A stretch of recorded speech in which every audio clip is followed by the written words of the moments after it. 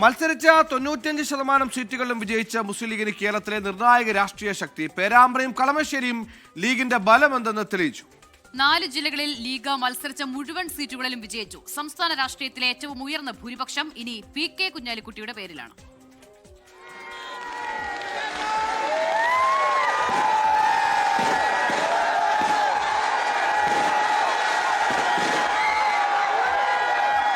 മത്സരിച്ച 27 സീറ്റുകളിൽ 22ലും വിജയിക്കാനായതോടെ ലീഗ് കേരള രാഷ്ട്രീയത്തിലെ അനിഷേധ്യ സാന്നിധ്യമെന്ന് ഉറപ്പിച്ചു.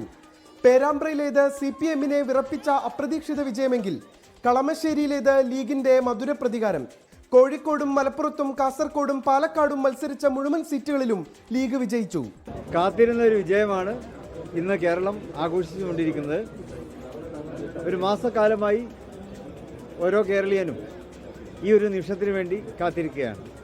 സെയ്ദ് സാദിഖ് അലി ശിഹാബ് തങ്ങളുടെ കാലത്ത് ലീഗ് ഉണ്ടാക്കിയിരിക്കുന്നത് ലീഗിൻ്റെ ചരിത്രത്തിലെ ഏറ്റവും വലിയ വിജയമാണ്. യാതൊരു ഒരു ഹിസ്റ്ററി ലീഗ് എപ്പോഴും ഹിസ്റ്ററി ഉണ്ടാക്കി മുന്നോട്ട് പോയ പാർട്ടിയാണ്.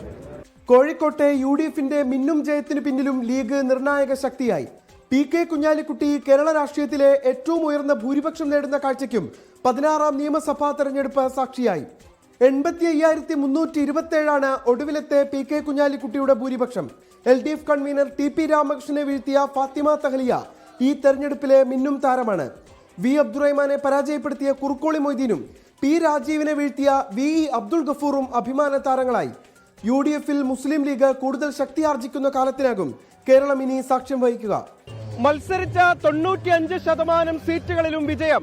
മുസ്ലിം ലീഗ് കേരള രാഷ്ട്രീയത്തിലെ ഏറ്റവും നിർണായക ശക്തിയാകുന്നുവെന്ന സൂചനയാണ് ഈ തെരഞ്ഞെടുപ്പ് നൽകുന്നത്. മലപ്പുറത്ത് നിന്ന് മുഹമ്മദ് അർഷാഖിനൊപ്പം നിഖിൽ പ്രമേഷ്, 24.